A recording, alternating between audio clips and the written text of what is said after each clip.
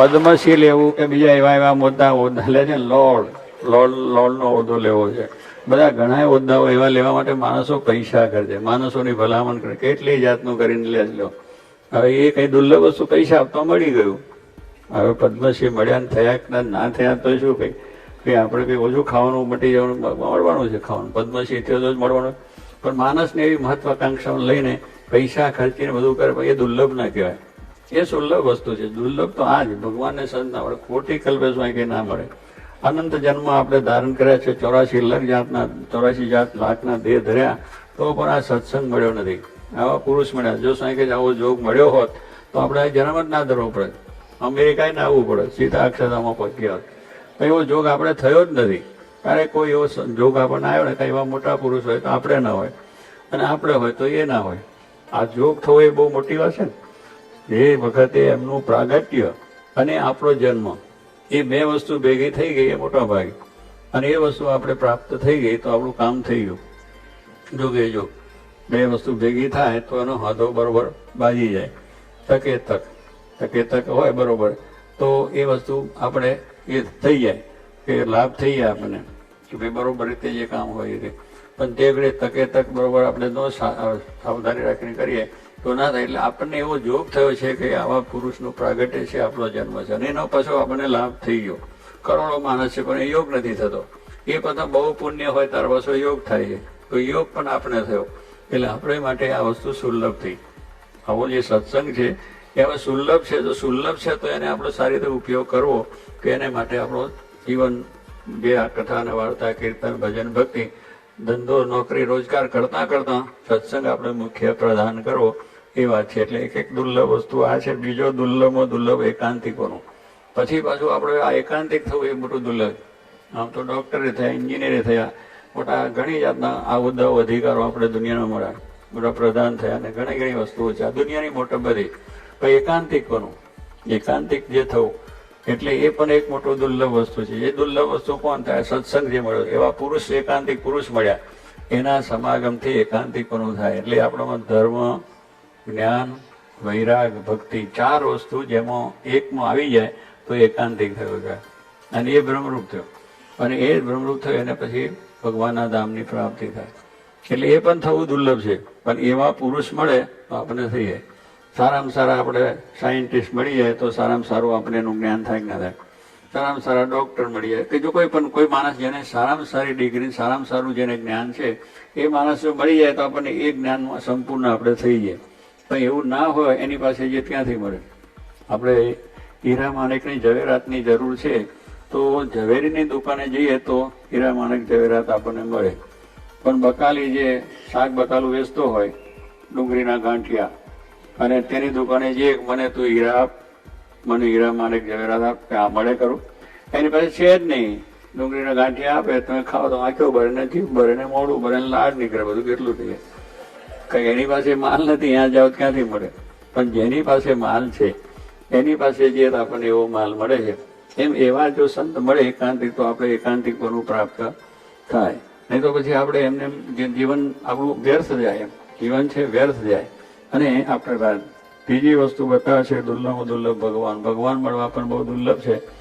મહારાજ કે છે આ પ્રમાણે 1,00,000 મણ લોઢોનો ઘોડો કર્યો હોય અને અક્ષરધામમાંથી અહીંયા નીચે પૃથ્વી ઉપર નાખવામાં આવે તો વાને લહર કે ઘસાતો રજ થઈ જાય.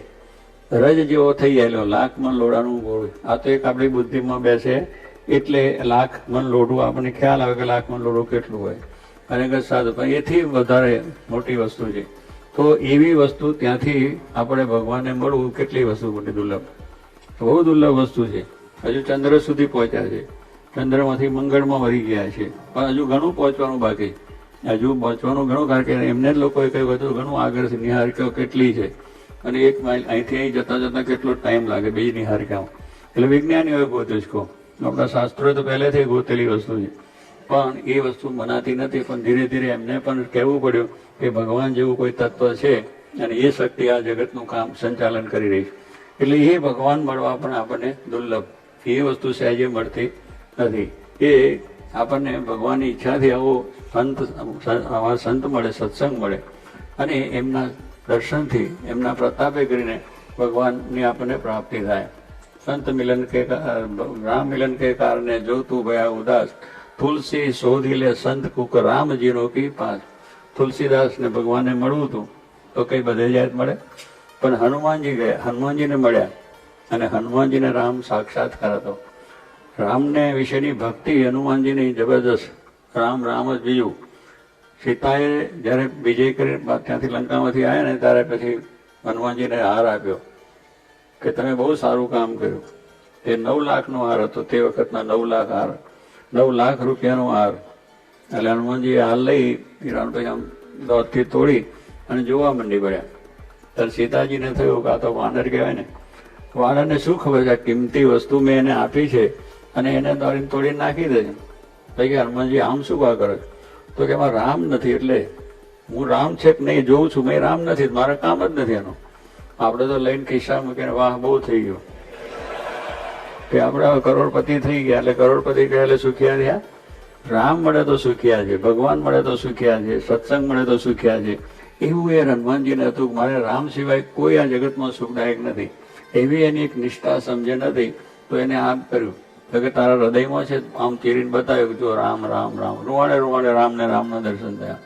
અને આપણે ઘણા ફોટા જોઈએ છે હનુમાનજીના રામના, કારણ કે એવા ભક્ત હતા. અને એ ભગવાનમય આખું એનું જીવન બની ગયું.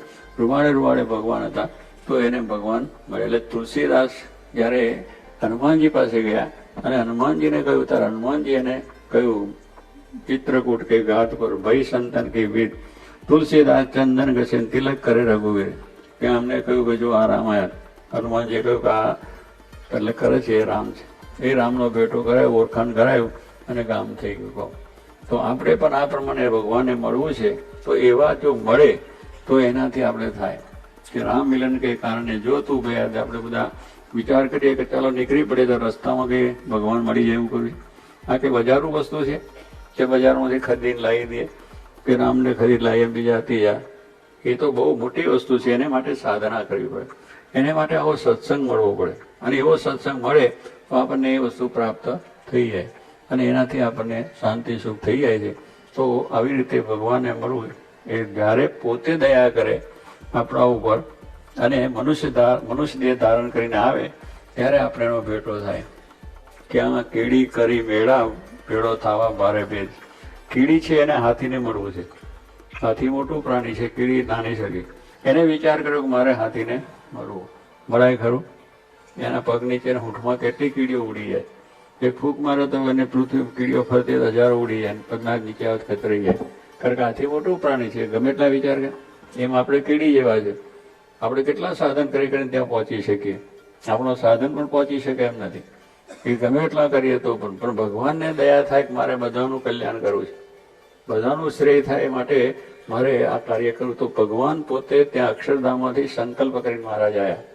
ભગવાન શ્રીજી મારે કહ્યું કે હજારો લાખો મનુષ્યોને મારા સ્વરૂપનો દર્શન થાય અને મારો નિશ્ચય થાય, મારા ધામને પામે એવો સંકલ્પ કરીને પોતે આવ્યા અક્ષરધામ લઈને. તો આપણને આ મેળાપ થયો. આપણા જેવા થયા ત્યારે એ આપણા જો એ હાથી છે એને વિચાર થયો હું કીડી જેવો થયું.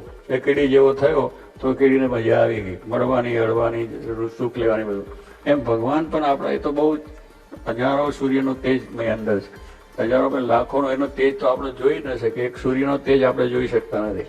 તો જેમાં હજારો લાખો સૂર્યનો તેજ હોય ક્યાંથી દેખાય? સમીપે ના જોવાય, બળી જવાય. અર્જુન છે એને ભગવાન કૃષ્ણને વાત કરી, ભગવાન મને તમારું વૈરાટ સ્વરૂપ બતાવો. પેલું વામન ભગવાને બાળ સ્વરૂપ હતું ને એમાંથી મોટું સ્વરૂપ બતાવી દીધું. વૈરાટ સ્વરૂપ એટલે આખા વૈરાટ બ્રહ્માંડની અંદર પોતાના હાથને પગ બધું સ્વરૂપ થઈ ગયું. ત્યારે કહેવાનું છે એવું સ્વરૂપ મને બતાવો. ભગવાન કે રહેવા દે ને એમાં કંઈ માલ નથી. આ હું તને જણાવું છું એ સારું છે, એમાં તને સુખ શાંતિ આવે. અર્જુને જરા ભક્ત કહ્યું ભગવાને વૈરાટ સ્વરૂપ બતાવ્યું અને પેલો થતરી ગયો. એવો ભગવાનનો પ્રતાપ ને સ્વરૂપ બધું જોયું કે પછી ભગવાને પ્રાર્થના કરી ભગવાન તમારું જેવું મનુષ્ય સ્વરૂપ હતું એવું જ કરો. મને એમાં સુખ આવશે, એમાં સુખ નહીં આવે. તમારી સાથે બે શું કરું? તો ભગવાન પાછું એ સ્વરૂપ બતાવ્યું, એમાં સુખ આવી ગયું. પ્રહલાદ માટે ભગવાન નરસિંહનો અવતાર થયો. હવે એ તો બે વસ્તુ મનુષ્ય હતા અને પાછા સિંહનો આકાર હતો. કારણ બધો આકાર ધારણ કરેલો એમને ભગવાને નરસિંહ. અને એટલો સિંહનો વિકરાળ સ્વરૂપ, અહીંથી ઉપર ને નીચે મનુષ્ય ને ઉપર સિંહનો. તો કોઈ માણસ જઈ ના શકે.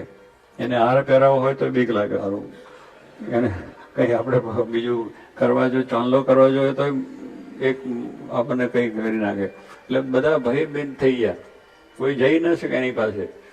પછી પ્રહલાદ એક ભક્ત હતો અને એને ભગવાન એકલાને સુખ આવ્યું, બીજા કોઈ સુખ ના આવ્યું. નૃસિંહ અવતાર આખો થયો પ્રહલાદ માટે, પ્રહલાદ એકલાને સુખ આવ્યું. એવું સ્વરૂપ જ ધારણ કર્યું. સજાતી સ્વરૂપ હોય તો સુખ આવે, બાળકો ના આવે, મોટાને સુખ આવે. બાળક સાથે આપણે બાળક જેવા થવું પડે. અને તમે બધા થતા હશે બાળક, કેમ મજા આવે છે ને, તને ખાવ છે આમ અલા ભાઈ, કારણ એના જેવું બાળક જેવું હસવું પડે, બાળક જેવું એને આમ કરવું પડે.